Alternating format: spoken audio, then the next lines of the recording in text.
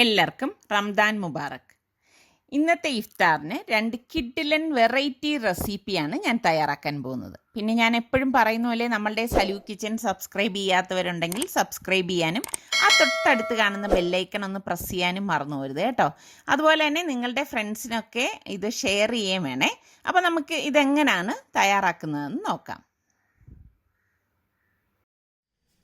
അപ്പോൾ ആദ്യത്തെ റെസിപ്പി ഉണ്ടാക്കാൻ വേണ്ടിയിട്ട് ഞാൻ മുട്ട പുഴുങ്ങാനായിട്ട് വെക്കുകയാണ്. ഞാൻ എളുപ്പത്തിന് വേണ്ടിയിട്ട് പ്രഷർ കുക്കറിൽ വെച്ചിട്ടാണ് ഇത് പുഴുങ്ങിയെടുക്കുന്നത്. അപ്പം പുഴുങ്ങിയ മുട്ട തോട് കളഞ്ഞെടുത്ത ശേഷം ഒരു ഗ്രേറ്റർ എടുത്തിട്ട് ഇതുപോലെ ഒന്ന് ഗ്രേറ്റ് ചെയ്തെടുക്കണം.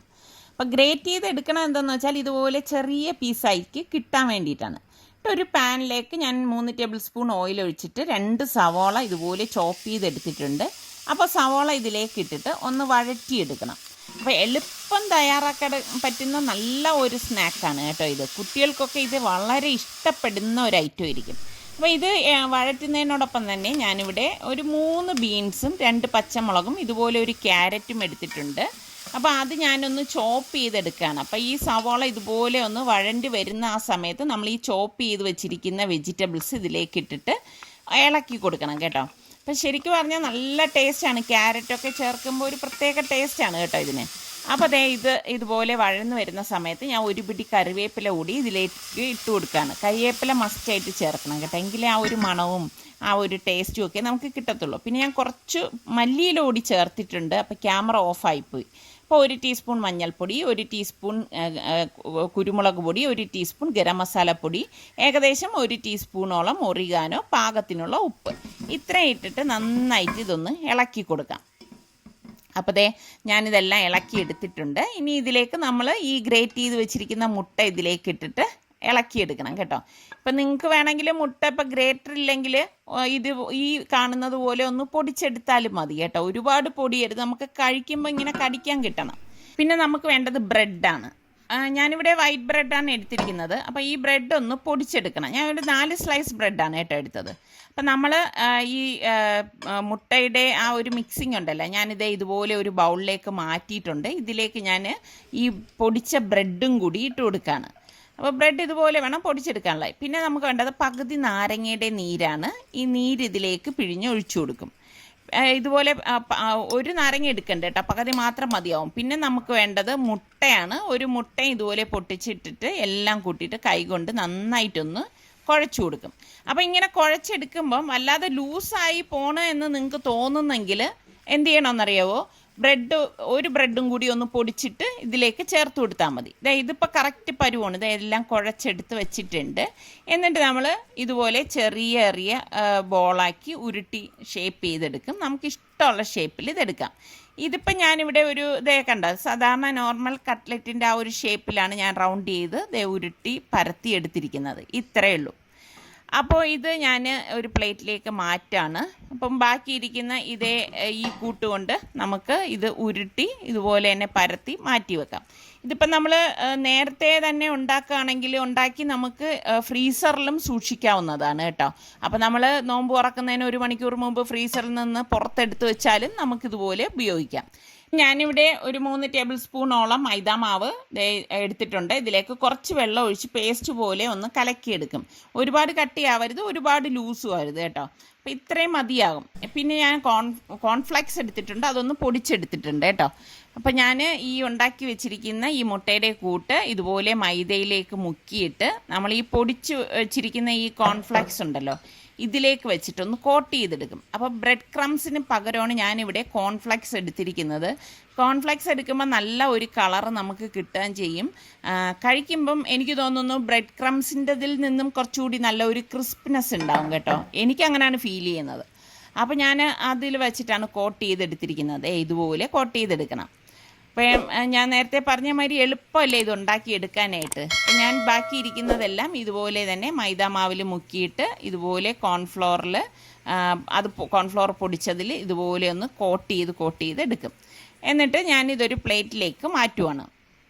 അപ്പോൾ ഇതെല്ലാം ഞാനിവിടെ റെഡിയാക്കി എടുത്ത് വെച്ചിട്ടുണ്ട്. കണ്ടോ, കറക്റ്റ് പരുവാണ്. എല്ലാം നന്നായിട്ട് കോട്ടായി വന്നിട്ടുണ്ട്. അപ്പം ഞാനിവിടെ ഇത് ഫ്രൈ ചെയ്തെടുക്കാൻ വേണ്ടിയിട്ട് ഓയിൽ ചൂടാക്കിയിട്ടുണ്ട്. ചൂടായ ഓയിലിലേക്ക് നമ്മൾ ഇതിട്ടിട്ട് ഫ്ലെയിം ഒന്ന് കുറച്ച് വെച്ചിട്ട് വേണം നമ്മളിത് ഫ്രൈ ചെയ്തെടുക്കാൻ. ഓയിൽ ആദ്യം നന്നായിട്ട് ചൂടാവണം. ചൂടായ ശേഷം ഫ്ലെയിം കുറച്ചിട്ട് നമ്മളിത് തിരിച്ച് മറിച്ചു ഇട്ട് നല്ല ഒരു ഗോൾഡൻ കളർ ആകുമ്പോഴേക്ക് എടുക്കുകയാണ് ചെയ്യുന്നത് കേട്ടോ. ഇത് കുട്ടികൾക്കൊക്കെ എന്തായാലും ഞാൻ നേരത്തെ പറഞ്ഞതുപോലെ അവർക്ക് ഉറപ്പായിട്ട് ഇഷ്ടപ്പെടുന്ന ഒരു സ്നാക്ക് തന്നെയാണ്. അപ്പോൾ നമ്മളുടെ വെറൈറ്റി ആയിട്ടുള്ള കട്ട്ലറ്റ് ഇവിടെ റെഡി ആയിട്ടുണ്ട്. അപ്പോൾ ഞാനിതൊരു സ്റ്റെയിനറിലേക്ക് മാറ്റുവാണ്. അപ്പോൾ നമ്മളുടെ ഈ കട്ട്ലറ്റ് കെച്ചപ്പും കൂട്ടി കഴിക്കാൻ നല്ല ടേസ്റ്റാണ് കേട്ടോ.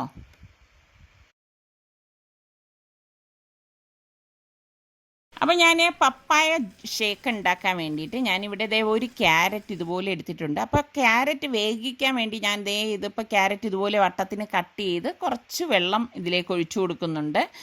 പ്രഷർ കുക്കറിലാണ് ഞാൻ എടുക്കുന്നത് കേട്ടോ. എന്നിട്ട് ഞാൻ ഇതുപോലെ 2 ടേബിൾ സ്പൂൺ പഞ്ചസാര ഇതിലേക്ക് ഇട്ടിട്ട് നന്നായിട്ടൊന്ന് ഇളക്കിയിട്ട് കുക്കർ മൂടിയിട്ട് ഒരു 3-4 വിസിൽ വരെ ഇതൊന്ന് വേവിച്ചെടുക്കും. അതായത് നന്നായിട്ട് ഇത് വെന്ത് കിട്ടാൻ വേണ്ടിയിട്ടാണ് ഞാൻ പ്രഷർ കുക്കറിലേക്ക് ഇട്ട് വേവിച്ചെടുക്കുന്നത്. അപ്പോൾ ഇത് വിസിലൊക്കെ കേട്ട് സ്റ്റീം പോയ ശേഷം ഞാൻ കുക്കർ തുറന്നു. അപ്പോൾ കണ്ടോ കറക്റ്റ് പാകത്തിന് ഇത് വെന്ത് വന്നിട്ടുണ്ട്. അപ്പോൾ ഇനി ഇത് തണുക്കാനായിട്ട് വെക്കും. ഈ സമയത്ത് നമ്മൾ 1 ടേബിൾ സ്പൂൺ ബേസിൽ സീഡും 1 ടേബിൾ സ്പൂൺ പഞ്ചസാരയും കൂടി ഒരു ബൗളിലേക്ക് ഇട്ട് കുറച്ച് വെള്ളം ഒഴിച്ച് ഇതുപോലെ ഒന്ന് കലക്കിയിട്ടൊന്ന് മാറ്റി വെക്കും. പിന്നെ ഇതിലേക്ക് ചേർക്കാൻ വേണ്ടി ഞാനിവിടെ കുറച്ച് കപ്പലണ്ടി, റൈസിൻസ്, കാഷ്നട്ട് ഇത്ര എടുത്തിട്ടുണ്ട് കേട്ടോ.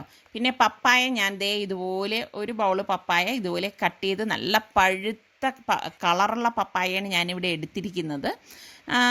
ഏകദേശം ഒരു ചെറിയ പപ്പായയാണ് ഞാനിവിടെ എടുത്തിട്ടുള്ളത്. അപ്പോൾ നമ്മുടെ ക്യാരറ്റ് ഇവിടെ തണുത്തിട്ടുണ്ട്. പിന്നെ ഇത് റെഡിയാക്കേണ്ട പാൽ ഞാൻ ഫ്രീസറിൽ വെച്ച് നല്ല കട്ടിയുള്ള പാലാണ് 1/2 ലിറ്റർ എടുത്തിരിക്കുന്നത് കേട്ടോ. എന്നിട്ട് മിക്സിയുടെ ജാറിലേക്ക് നമ്മൾ ഈ തണുത്തിരിക്കുന്ന ക്യാരറ്റ് ഇട്ട് കൊടുക്കാം. അതോടൊപ്പം തന്നെ നമ്മൾ ഈ കട്ട് ചെയ്ത് വെച്ചിരിക്കുന്ന പപ്പായ ഇതിലേക്ക് ഇട്ട് കൊടുക്കുകയാണ്. ഈ പപ്പായയുടെ അളവ് നമ്മൾക്ക് വീട്ടിലെ അംഗങ്ങൾക്കനുസരിച്ച് നമുക്ക് കൂട്ടുകയും കുറയ്ക്കുകയും ചെയ്യാം. പിന്നെ ഇതിലേക്ക് മധുരത്തിന് ആവശ്യത്തിന് പഞ്ചസാര ഇട്ട് കൊടുത്തിട്ട് ഞാൻ പാല് കട്ടിയാക്കിയത് ഫ്രീസറിൽ വെച്ച് കട്ടിയാക്കിയ പാലാണ് കേട്ടോ. അതും കൂടി ഇതിലേക്ക് ഇട്ടിട്ട് ബാക്കി ലൂസുള്ള പാൽ ഇതുപോലെ അങ്ങ് ഒഴിച്ചു കൊടുത്തിട്ട് ഇത് നന്നായിട്ടൊന്ന് അടിച്ചെടുക്കും. അപ്പം ശരിക്കിത് അടിച്ചെടുക്കുമ്പോൾ തന്നെ നല്ല ഒരു കളർ വരും.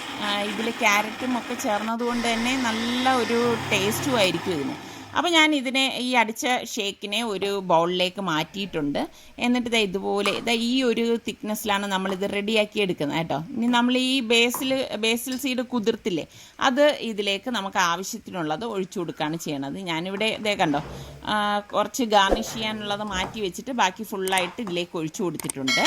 ഇതോടൊപ്പം തന്നെ നമ്മൾ ഈ എടുത്ത് വെച്ചിരിക്കുന്ന നട്ട്സ് ഉണ്ടല്ലോ, റൈസിൻസും നട്ട്സും ഒക്കെ ഇട്ടിട്ട് നന്നായിട്ടൊന്ന് ഇളക്കി കൊടുക്കും. അപ്പം നമ്മൾ ഇതുപോലെ കുറച്ച് കൂടുതൽ നട്ട്സ് ഇടുന്നത് എന്താണെന്ന് വെച്ചാൽ നമ്മൾക്ക് കുടിക്കുമ്പോൾ ഇതിങ്ങനെ കഴിക്കാനായിട്ട് കിട്ടണം. അപ്പോഴാണ് ഇതിൻ്റെ ആ ഒരു ടേസ്റ്റ് ഇരിക്കുന്നത്. അപ്പോൾ ടേസ്റ്റ് ഒന്നുകൂടി കൂട്ടാൻ വേണ്ടി ഞാൻ ഇവിടെ കുറച്ച് ഗ്രേപ്സും പപ്പായ ചെറുതായിട്ട് അരിഞ്ഞതും കൂടി ഇതിലേക്ക് ഇട്ട് കൊടുക്കുകയാണ്.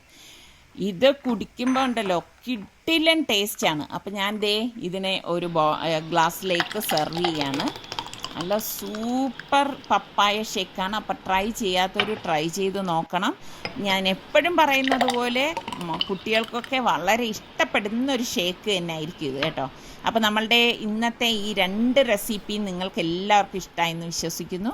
ഇനി അടുത്ത നല്ല റെസിപ്പിയുമായി വരുന്നത് വരെ എല്ലാവർക്കും ഒരിക്കൽ കൂടി റംദാൻ മുബാറക്.